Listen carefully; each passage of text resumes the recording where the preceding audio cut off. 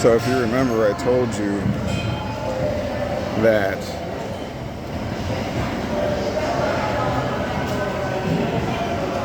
they took away the gold backing to the dollar,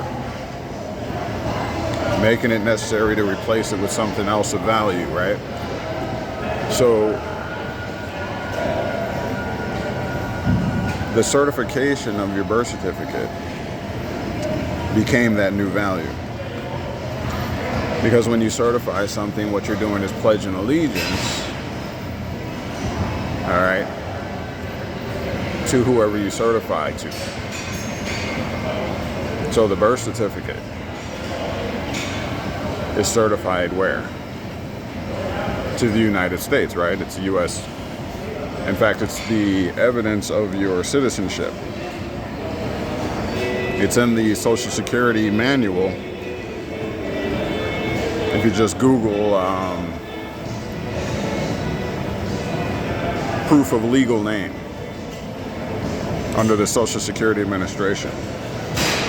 And there you'll see that when someone wants to prove their legal name and their legal status or citizenship, that you can look on the birth certificate of a U.S. born person. And so that is your certification to the United States. And that is as good as gold. Why? Because of the thing called the Funding Act. The Funding Act, I think it was around 1792. And essentially what that is all the nations or the states or the colonies at that particular time were in huge debt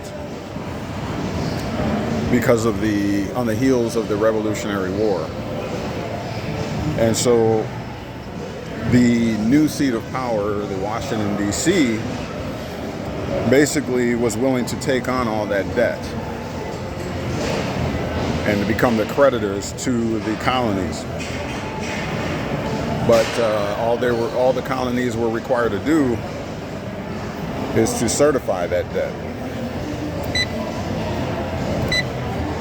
And so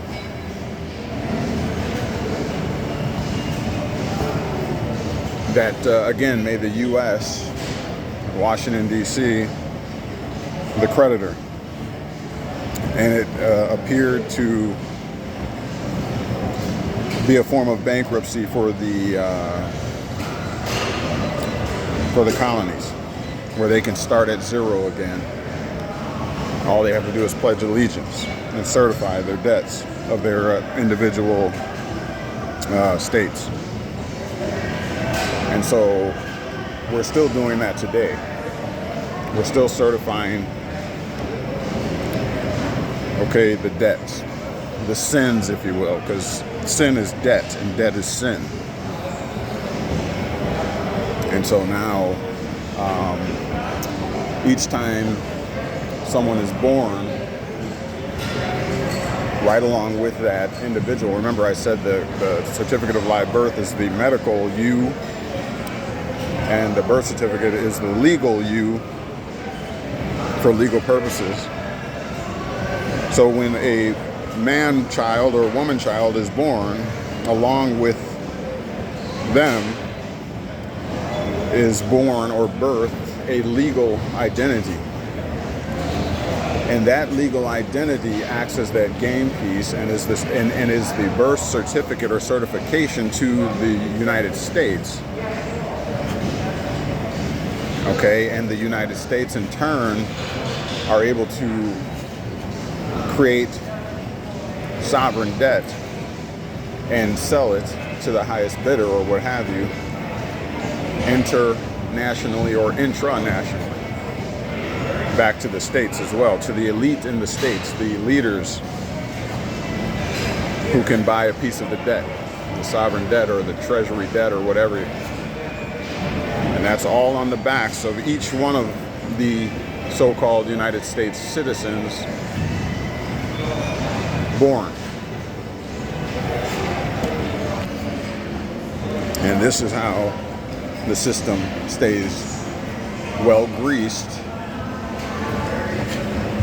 in perpetuity. And so then, if you remember the movie The Matrix, you remember how the system was being fed off of the energy of the humans. Remember, Neo was like a human battery while in the Matrix. That's what's going on. And so your certifications are what feed the system. So the reason custodianship is necessary is because corporations and legal entities cannot act on their own behalf. They have to have a man or woman to act, okay? And so how does that work? What does that mean? It means that your medical COLB, your medical proof, acts in tandem with your birth certificate, your legal entity. And it's your duty, fiduciary duty and otherwise, to increase and grow those proceeds, interests, and the assets that are in your possession, and to safeguard them for the political community as a whole. Okay, and so if you don't do your job effectively and efficiently, then you can be held liable. Okay? And you will be held liable. So you are called a custodian because you've taken on state property or U.S. property. So it's in your custody, in your care. That's why you're called a custodial parent or a non-custodial parent, especially in a divorce situation when dealing with the child support arena. Okay, it's your responsibility. Now there's a doctrine, and that doctrine is called the alter ego doctrine. And what an alter ego is it's by definition, it's a second self. All right, and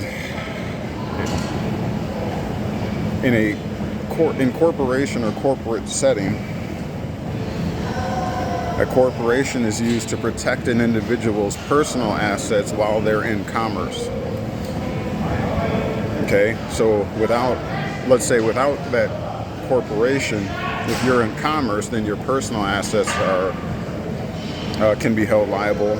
Your personal assets can be taken. Someone can lay a claim against them and sue the individual personally. So you take on a corporation so that it acts as a shield for your personal assets. And a claimant can only sue the corporation and not the individual. And so the alter ego doctrine works like this. As long as you do not mix the two, the corporate entity or legal entity and your personal assets, as long as you keep them separate and distinct, then you can retain corporate protection against claims of your personal assets, on your personal assets. But if you ever intermingle the entities or your personal individual capacity with your representative corporate capacity, then you're creating an alter ego. And so now the courts and the law are able to look to your personal assets because you do not keep them separate. Well, this is what I contend is happening with the COLB, the Certificate of Live Birth, and the birth certificate. Because most times we are claiming to be the legal entity as opposed to making it known that it is separate and distinct from ourselves.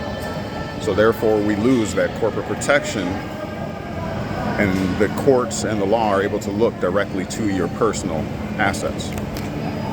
Stay tuned for part 5. I think part 5.